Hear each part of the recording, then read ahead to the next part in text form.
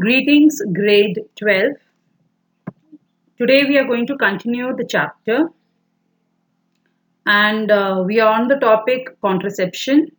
Few methods of contraception we have discussed in your previous session, which included natural or traditional methods, artificial methods, and chemical methods. We are going to now see the surgical methods, which is the last part of these contraceptions. Now discussing about the surgical methods, which is also called as sterilization methods, and this is actually a permanent solution because you can untie and join also the vas deferens or the fallopian tube, but then chances are very negligible of becoming pregnant. So this is considered as one of the permanent method, and these methods block the gamete transport and hence it prevent conceptions, that is doesn't allow movement of sperm from testis to the ejaculatory duct, or also doesn't allow movement of ovary or ova from ovary into the fallopian tube where the fertilization happens, that is the junction of ampulla and isthmus. So it blocks the gametes, and this is the mechanism how it works. Now we have two types, male sterilization and female sterilization.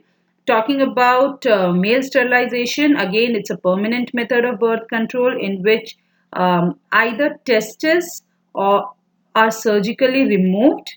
Now this method is called as castration. Castration is when the testis is surgically removed, that is castration.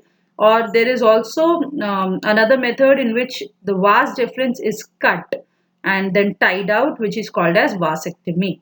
The vas deferens is exposed and cut through a small incision on the scrotum to prevent the passage of sperm. So this is what we do for male sterilization. For female sterilization, again you have three different types. The first one is ovariectomy, involves surgically removal of ovaries. So how the testis is removed, even the ovaries are removed. So that is called as ovariectomy. Ectomy is removal, okay, or blockage. So ovariectomy is when we remove ovary. Tubectomy is when we cut the fallopian tube, tie it, and thus blocks the gamete transportation. And then the third type we have tubule ligation. Tubule ligation involves blocking of fallopian tube by an instrument, and this instrument is called as laparoscope. So I talked about three. In grade 10 you have seen only two, that is vasectomy and tubectomy. So you are aware of these two methods. But then in males you have another one that is called as castration, in which testis is removed. In female you have another one that is called as ovariectomy, in which ovaries is removed. And the one more in which tubal ligation, tubal, T-U-B-A-L. So tubal ligation, in which you have an instrument that is called as laparoscope, and laparoscope is kept inside the fallopian tube, which blocks the gamete and does not allow it to move ahead. So these are the various surgical methods that is involved or that is used for males and females. Okay, in the next slide, what you see on your screen is a medical termination of pregnancy, that is MTP. We have talked about this before, but now in detail we are going to talk. So intentionally or voluntarily termination of pregnancy before full term is called as MTP. In normal words, we also call it as abortion.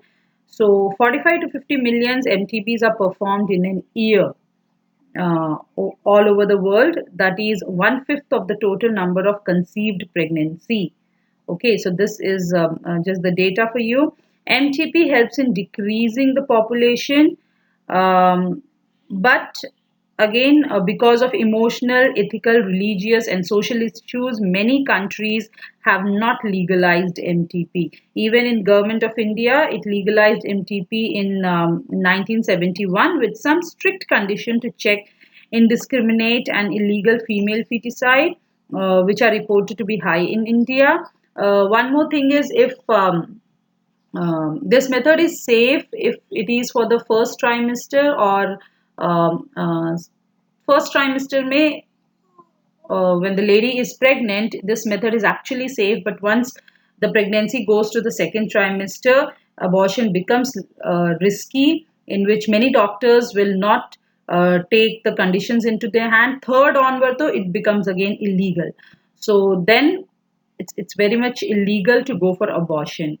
Um, Now it's very important for uh, teach or educate people what exactly is MTP, why it should be done, how it should be done. It should not, like many people, they still go to untrained nurses or not even qualified nurses, I would say, for MTP because of whatever social or emotional ethical issues that they have.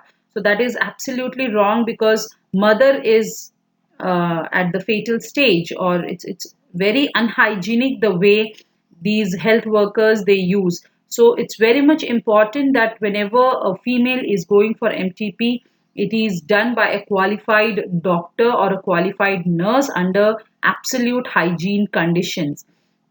The risk of cancer, uterine cancer, and other things gets increased due to exposure of unhygienic or when it is done in a non-ethical way, or how we deal with some of the hospitals or clinics as such.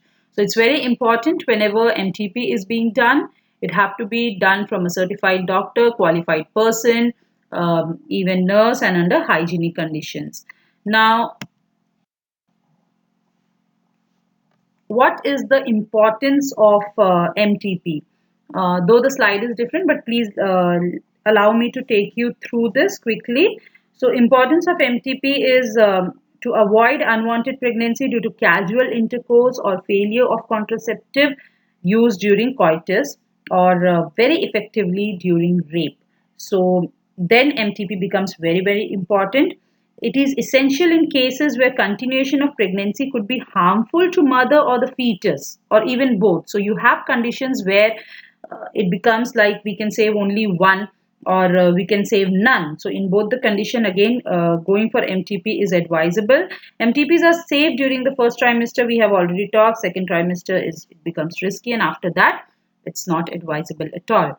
Problems that are related with MTP is majority of MTPs are performed illegally, what I have discussed before. Misuse of amniocentesis. Please understand, I have talked about this again and again. It's a very important concept from a board exam of point. So amniocentesis is the fetal sex determination test based on the chromosomal pattern in the amniotic fluid. So they take some amount of amniotic fluid, they study the chromosomal pattern there, and they can tell you the sex of the baby. So that is negative, this thing. MTP for female child, again, it causes imbalance or sex imbalance in society. So again, that's a problem with MTP. Now talking about amniocentesis, it's a prenatal diagnostic method to determine the sex of the developing baby. Both positive and negative application is there, and this method is legally banned in India, something which you have to keep in mind. Positive application, when I talk, it helps in detecting any genetically controlled congenital disease. I told you about this. If any disease is there that is, getting transmitted from generation to generation, or any congenital disease or any metabolic disorder in fetus, so that can be assessed or that can be found out. But the negative application is that this method people are using for the female feticide, and which is causing sex imbalance in society. So this is legally banned in India. Now talking about the slide which is there on your screen, sexually transmitted diseases. So you all know these diseases are transmitted through sexual intercourse, and hence it is called as sexually transmitted diseases, or the other name is venereal disease. Venereal disease, or it is also called as reproductive tract infection. So any three, though STD is the most common used term, but venereal disease or reproductive tract infection is another.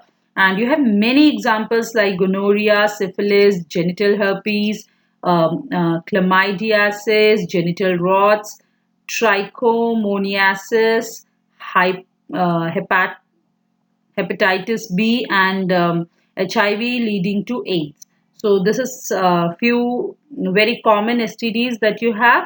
And talking about hepatitis B and HIV, these are also transmitted by sharing injection needles, then surgical instruments, blood transfusion from infected mother to fetus. So all these things you know.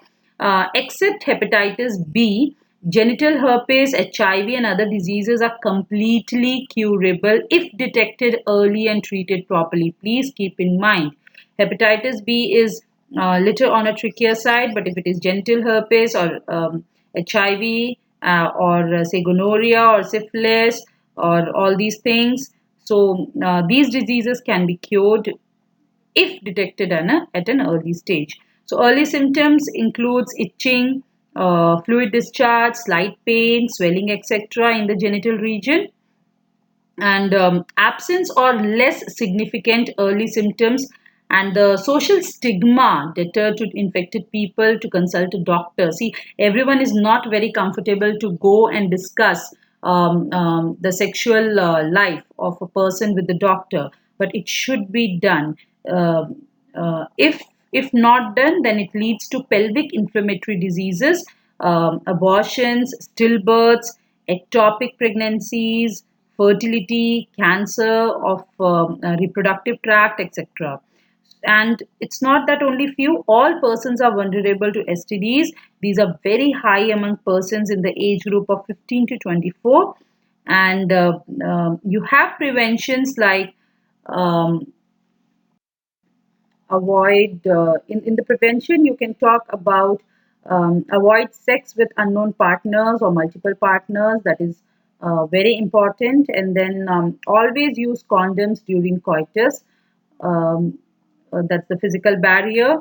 And in case of doubt, you have to go to a qualified doctor for early detection and get complete treatment.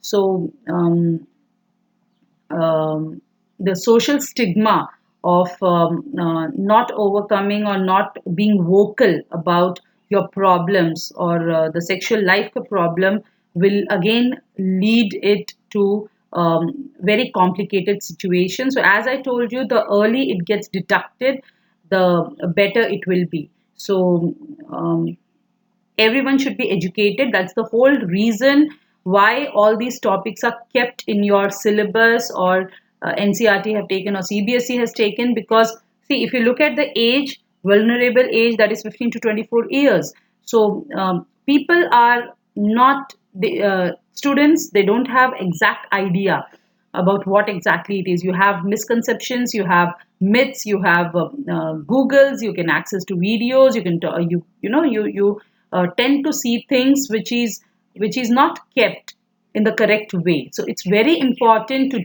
talk to an adult, be open, ask question, what are the things, because whatever you see or how you take things are two different ways, whether it can be right or it can be wrong as well. So always it's very important to see a qualified doctor, and if any case is there, early detection can cure it. So all these things have to be kept in mind. Thank you, class.